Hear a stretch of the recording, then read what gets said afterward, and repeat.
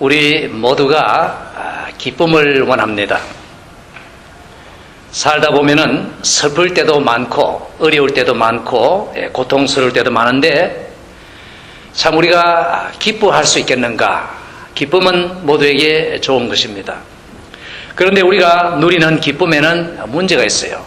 그것은 왔다가 너무 없어집니다. 오래 가지 못합니다. 기쁨이 좀 오래 가고 계속되었으면 좋겠는데 그렇지 못합니다. 우리는 정말 기쁘게 하루하루 살 수 있을까요?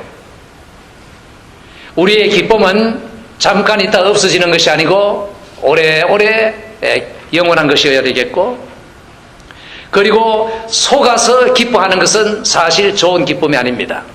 예를 들면은 자기가 무슨 시험에 합격한 줄 알고 좋아했는데 나중에 보니까 아니었다 하면은 그것은 헛된 기쁨이었지요. 그래서 우리의 기쁨은 이 진리에 근거한 기쁨이어야 합니다. 그리고 우리가 원하는 기쁨은 이런 얕은 그 수준의 기쁨이 아니라 깊은 그 기쁨을 원합니다. 따라서 우리는 정말 잠깐 있다 없어지는 그런 기쁨이 아니라 오래 지속되는 오래오래 되는 기쁨이요, 그리고 바른 사실에 근거한 기쁨이요, 그리고 깊이 있는 기쁨을 원하는 것입니다.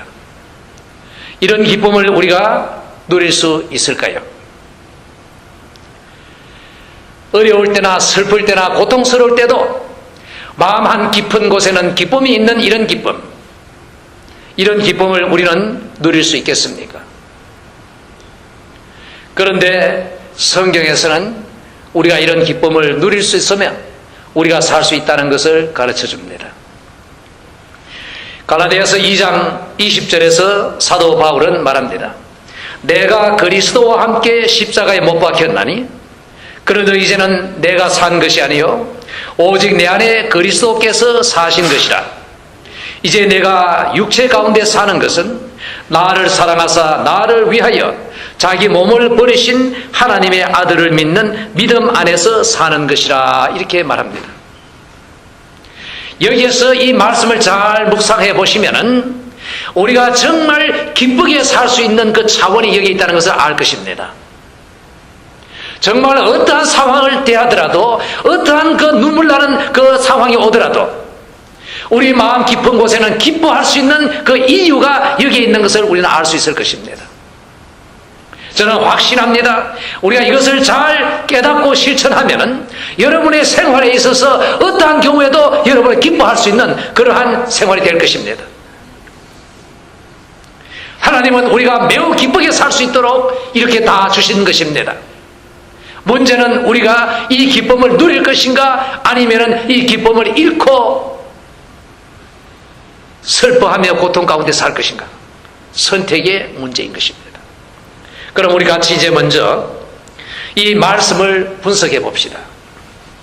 첫째로, 사도 바울은 자기가 죽었다고 했습니다. 예수 그리스도와 함께 자기가 십자가에 못 박혔다. 둘째로, 자기 안에 이제 자기는 없고 예수 그리스도가 산다. 그리고 셋째로, 믿음으로 산다. 누구? 하나님의 아들을 믿는 믿음으로 산다.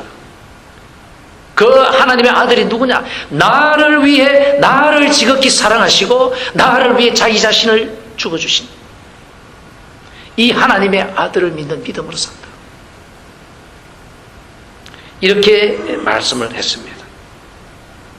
그럼 여러분, 여기에서 우리가 정말 어떠한 신앙생활을 해야 된다, 하루하루 성도로서의 생활을 해야 한다는 그 열쇠가 있다는 것을 아시고, 여기에서 우리가 어떻게 기쁨을 누리는 좋은 생활을 할 수 있다는 비밀을 깨달으시길 바랍니다.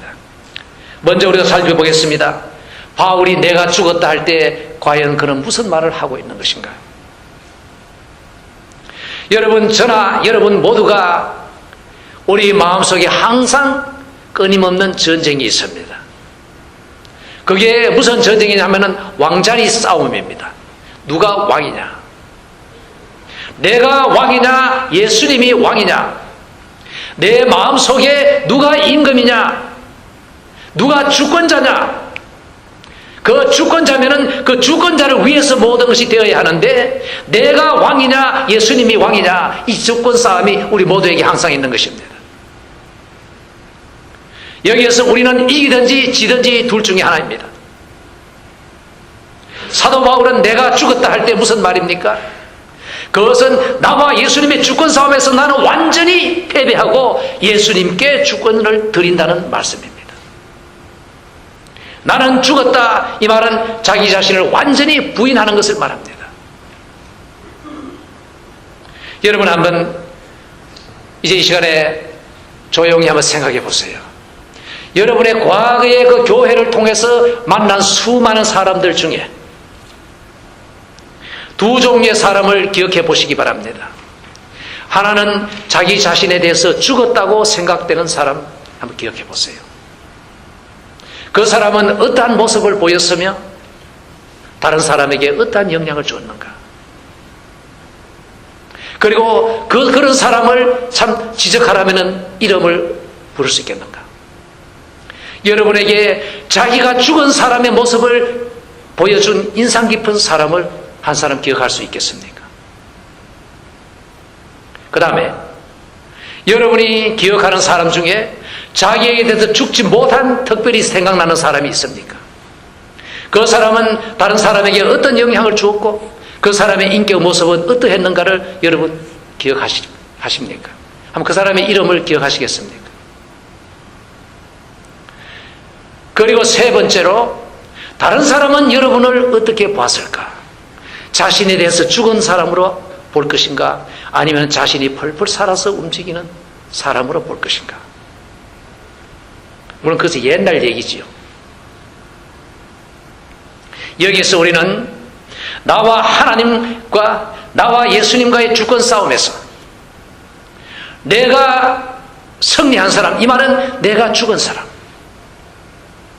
그래서 내 자신은 십자가에서 완전히 죽고 나는 없고, 이 사도 바울이 그 말을 하는 것입니다. 나는 완전히 없다. 옛날 자기가 기세등등하게 교회를 박해하고 예수를 거절하던 그 사울, 그 후에도 이 성격이 자꾸 살아나는 것, 이거 완전히 죽인다. 매일 죽는다. 자기를 완전히 부인해서 자기는 없는 사람. 우리 교회 안에도 자기가 죽어서 자기가 없는 사람들이 있습니다. 이런 사람들은 거룩한 모습을 나타냅니다. 다른 성도에게 덕을 줍니다. 자기 주장이 크게 없어요. 예수님의 뜻을 항상 찾는 것입니다. 그러나 자기에게 죽지 못하면 항상 뭡니까? 나. 그래서 어디 가나 사람들이 나를 섬겨줘야 합니다. 그렇지 않으면 불평이 나와요. 만족스럽지 않아요. 가정에서도 나를 가족들이 다 맞춰줘야 되고, 교회 와서도 다른 교우들이 나의 생각에 맞춰줘야 되고, 또 국가 사회도 내 마음에 맞아야 되고. 그런데 그렇게 됩니까? 안 됩니다.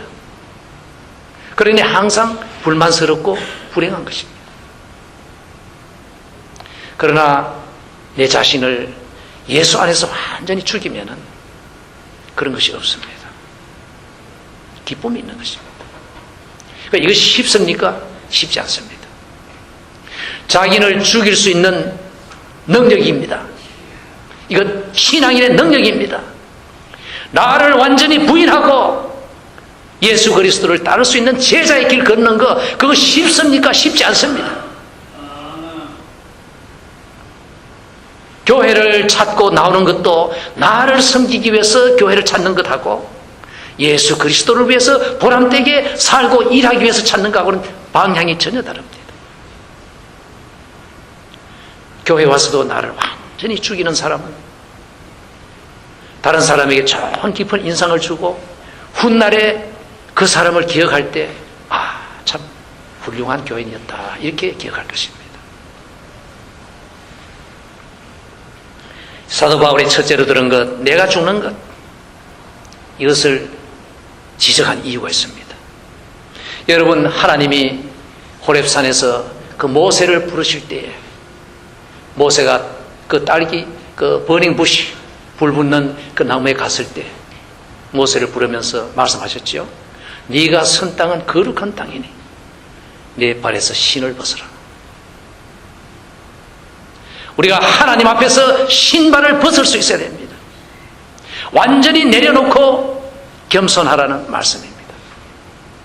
우리가 이 예배를 드립니다. 하나님 앞에 온 것입니다. 그 불붙는 나무 앞에서 모세가 선 것처럼 우리의 마음 자세도 오늘 신발을 벗어야 합니다. 예배는 정말 공연이 아닙니다. 오락이 아닙니다. 하나님 앞에 선 정중한 시간이요 장소인 것입니다. 여기에서 우리는 우리의 신발을 벗어야 합니다. 완전히 겸손하게 하나님 앞에 자신을 낮춰야 되는 것입니다. 이때 하나님의 축복이 오고 하나님 안에서 진정된 기쁨을 누릴 수가 있는 것입니다. 두 번째로 사도 바울은 말했습니다. 내 안에 그리스도께서 사신다. 이 말을 좀 쉽게 풀이하면은 나는 껍데기고 내 안에 실제 존재는 예수님이다 이 말입니다. 예수님이 바울이라는 그 껍데기를 통해서 살고 계신다 이렇게 표현하는 것입니다. 무슨 말입니까? 전적으로 완전히 예수님의 뜻을 찾고 예수님의 뜻에 철저하게 순종하는 그 모습을 말하는 것입니다. 왕으로 예수님을 모셨으면 그 다음에는 그 왕을 철저하게 모시고 그의 왕의 뜻을 찾고 그 왕을 기쁘게 하고 왕을 위해서 모든 것을 한다는 말씀이 여기에 있는 것입니다. 내 안에 그리스도가 산다. 내가 사는 것이 아니다. 사실 우리가 나가서 사람들을 대하면은 우리를 통해서 사람들은 그리스도를 봅니다. 우리 교우들을 통해서 사람들은 예수님을 봅니다. 세상 사람들은 기독교 교리에 대해서도 모르고 성경에 대해서도 모릅니다. 그들은 예수의 이름을 들을 때 우리를 통해서 예수를 봅니다. 따라서 우리가 정말 예수님의 뜻대로 철저하게 순종하는 사람이 될 때 바울이 말한 대로 내 안에 예수가 산다. 그래서 철저하게 나는 죽고 그리고 내 뜻은 없고 예수 그리스도의 뜻을 항상 찾으면서 어느 경우에든지 주님, 이럴 때 주님의 뜻이 무엇입니까? 내가 어떻게 해야 되겠습니까? 내 생각 말고 주님의 뜻은 무엇입니까? 하는 이러한 것을 찾는 마음이 있어야 되는 것입니다.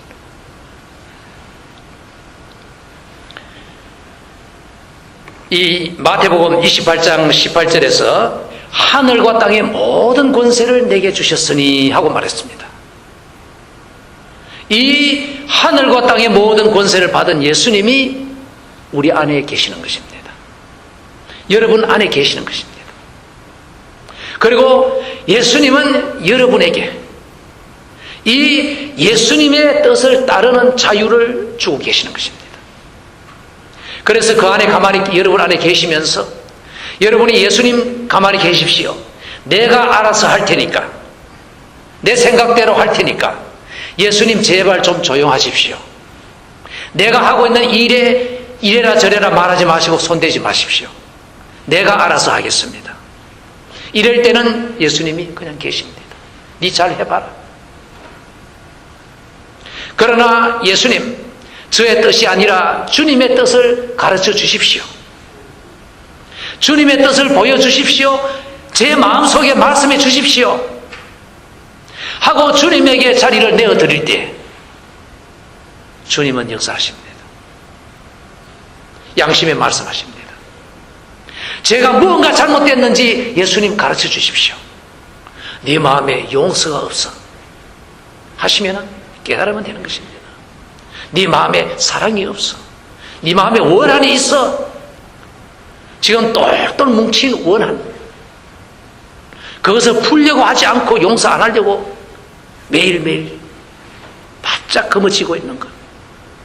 이런 것을 만약에 예수님 말씀하시면 그 깨우쳐야 되는 것이에요. 예수님은 이 하늘과 땅의 모든 권세를 받으셨습니다. 그러면 그분이 여러분과 함께 계시면은 여러분에게 뭐가 문제가 있겠습니까? 사실 문제가 없는 것입니다. 그러나 예수님이 왜 지금 많은 이러한 악한 세력들, 이단들, 다른 종교들이 그렇게 극성스럽게 그냥 두시는가? 그 이유가 있어요. 그 가운데서도 우리로 하여금 주를 섬기고 따르고 의지하도록 우리를 키워나가는 것입니다. 여러분, 아무 걱정 없습니다. 왜? 천하의 모든 권세를 가지시니가 여러분 안에 함께 계시는데. 문제는 믿음입니다. 믿으십시오. 인도하시고 보호하시고 공급하실 것입니다. 다음으로 사도 바울은 말합니다. 믿음으로 산다고 말했습니다. 그런데 믿는다는 것 자체가 중요한 것이 아니라 믿는 대상이 중요합니다. 누구를 믿느냐? 여러분, 거짓말쟁이 사기꾼을 믿으면 큰일 나지요. 아무 책임감도 없는 사람을 믿었다가 사업 망하는 사람들 얼마나 많습니까? 믿는다는 것은 그 믿는 대상이 중요합니다. 믿을 수 있는 사람을 믿는 것입니다. 우리는 누구를 믿느냐? 바울은 예수 하나님의 아들을 믿는다고 했습니다. 그 아들이 어떻게 됐느냐? 바울을 사랑하셔서, 지극히 사랑하셔서 바울을 위해서 자기 몸을 주신 하나님의 아들이라고 말합니다. 여기에 중요한 진리가 있습니다. 그것은 개인 대 개인의 관계를 말하는 것입니다. 하나님은 이 온 세상 인류를 사랑하셔서 독생자를 주셨다. 성경에 말씀하셨지요.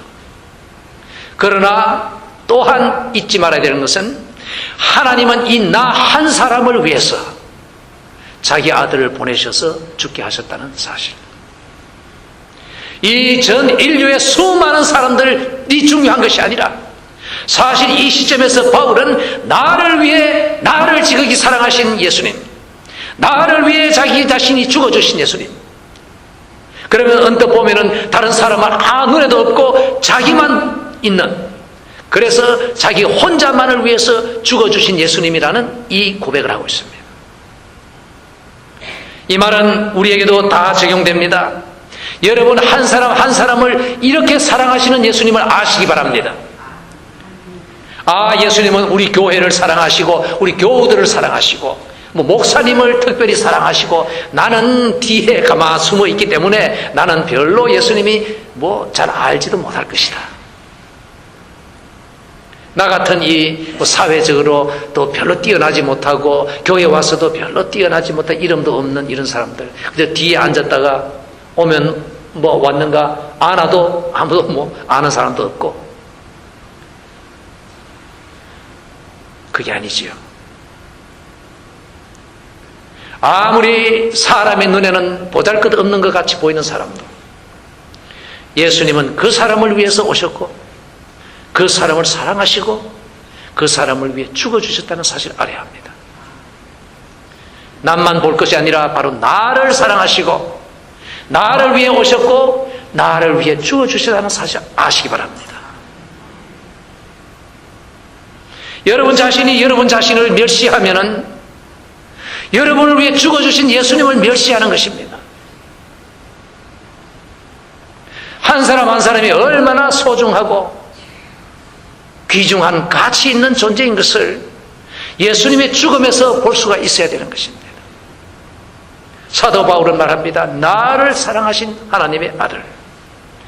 얼마나 사랑하냐 하면은 자기 자신을 죽이기까지 몸을 내어주신 사랑. 그분을 믿는 믿음으로 산다. 우리가 이렇게 살아야 합니다. 극단적인 표현이 있지요. 이 지구상에 다른 사람은 다 없고 나 혼자 한 사람이 있다 하더라도 이 나 한 사람을 살리기 위해 하나님의 아들이 오셨을 것이고 그분이 자신이 피를 흘려 주셨을 것이라는 사실. 이렇게 나를 사랑하시는데 내가 얼마나 소중한 존재인가. 그래서 이러한 믿음으로 사도 바울은 산다고 말합니다. 따라서 자기를 철저히 부인하고 옛사람은 죽고 예수 안에서 예수님께 철저히 순종하며 예수님의 뜻을 따르고 실행하는 그 삶.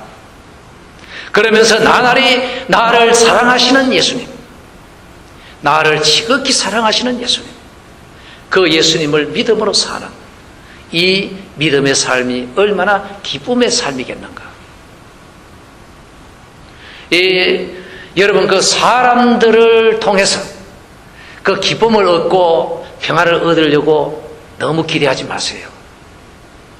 아무리 사람이 뜻은 있고 의도는 있지만은 한계가 있습니다. 예수님이 사랑하시는 거기에 여러분은 주목하셔야 합니다. 예수님이 여러분을 사랑하시는 그 깊은 사랑을 아셔야 되는 것이에요. 그러면 사람들이 뭐 나를 배신하고 싫어하고 했는데 그렇게 상처받지 마세요. 항상 예수님이 나를 사랑하고 계신다 하는 사실을 알 때는 마음속에 언제나 외로움이 없는 것입니다. 사실. 그러면 이렇게 좋은 삶을 살 수 있는데 여기 한 가지 문제가 항상 있습니다. 그것은 우리가 예수님의 은혜를 받고 예수님 안에서 기쁘게 살 때 싫어하는 존재가 있어요. 그것이 마귀입니다. 그래서 이 마귀는 항상 우리로 하여금 하나님의 사람으로 서지 못하게 합니다. 이 마귀가 굉장히 영리합니다. 하나님의 사람을 알아봅니다. 하나님을 잘 섬기는 사람을 알아보고 하나님을 위해서 일하고자 하는 사람을 알아봅니다. 그래서 뭐 하느냐? 공격합니다. 항상 심하게 공격하는 것도 있겠지만은 많은 경우에 먼저 보드라운 목소리로 속삭입니다. 우리의 귀에 우리의 마음속에 속삭입니다. 교만을 부추깁니다. 네가 최고다. 너를 위해서 살아라. 예수를 주로 섬기려고 결심하는 우리에게 너가 왕이 되라. 너가 내 삶의 중심이다. 네가 원하는 대로 이루라 하는 이러한 교만을 자꾸 부추깁니다. 이때 알아차리고 단호하게 거절하셔야 합니다. 그 다음에 또 여러 가지가 있겠지만은 하나님의 말씀에 대해서 의심하게 합니다. 이 하나님의 말씀은 확고부동한 진리의 말씀이요 우리의 믿음과 생활의 기반이 되는 것입니다. 그런데 마귀의 전략은 뭐냐? 항상 하나님의 말씀을 흔듭니다. 말씀에 대해서 신뢰하는 그것을 흔듭니다. 그 좋은 예가 있습니다. 그것은 창세기 3장 1절에서부터 나타나 있죠. 여호와 하나님이 지으신 들짐승 중에 뱀이 가장 간교하더라. 뱀이 여자에게 물어 가로되 하나님이 참으로 너에게 동산 모든 나무의 실과는 먹지 말라 하시더냐 하고 이제 서를 물었어요. 그러니까 여자가 뱀에게 대답 말하되 동산 나무의 실과를 우리가 먹을 수 있으나 주황에 있는 나무의 실과는 하나님의 말씀에 너희는 먹지도 말고 만지지도 말고 말라 너희가 죽을까 하노라 하셨느니라 이렇게 말했어요. 대답했어요. 그러자 뱀이 여자에게 말합니다. 너희가 결코 죽지 아니하기라. 아니다. 그렇지 않다. 너희가 그것을 먹는 날에는 눈이 밝아져서 하나님과 같이 되어 선악을 알 줄을 하나님이 아심이니라. 이렇게 말을 뒤틀어 가지고 하나님의 말씀에 대해서 교묘하게 이렇게 조작을 하는 것입니다. 이러한 이 사단의 공격은 오늘도 계속되고 있습니다. 우리로 하여금 하나님의 말씀에 든든하게 서지 못하도록 성경 말씀을 자꾸 흔듭니다. 오늘날의 많은 그 성경학자들이 이 성경 말씀에 대해서 존경심이 없습니다. 이 성경 말씀은 2000년, 5000년 전에 쓰인 말씀이고 오늘날에는 이것이 아니다. 맞지 않다. 그래서 새 말씀이 나와야 된다. 이렇게 하는 거 굉장히 문제가 있습니다.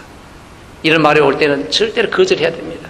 예수님이 말씀하셨어요. 마태복음 24장 35절에 천지는 없어지겠으나 내 말은 없어지지 아니하리라. 인생은 풀과 같고 모든 영광이 인생의 영광이 풀의 꽃과 같으니 그렇죠? 풀은 마르고 꽃은 떨어지나 주의 말씀은 세세토록 있더라. 모든 천지는 없어져도 하나님의 말씀은 변치 않는다. 없어지지 않는다. 여기에 확고하게 서야 합니다.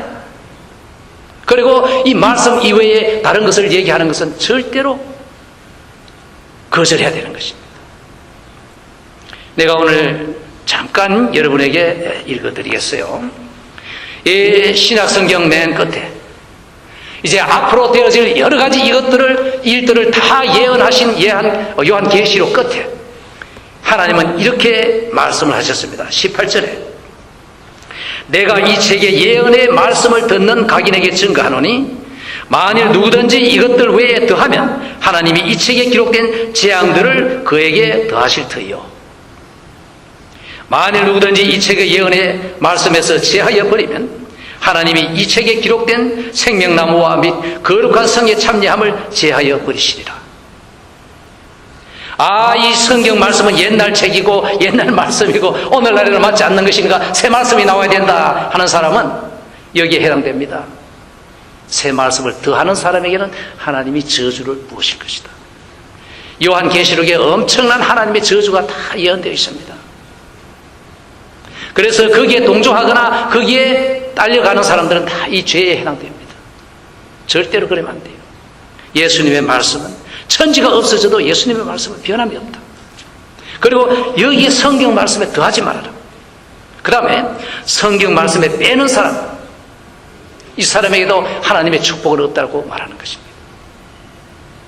따라서 창세기에서부터 요한계시록까지 보면은 그 모든 것이 예수 그리스도를 통해서 인류를 구원하시는 그 하나님의 모든 계획과 그 예언 성취와 그리고 앞으로 있을 예언이 다 이렇게 하나로 연결이 되어 있습니다.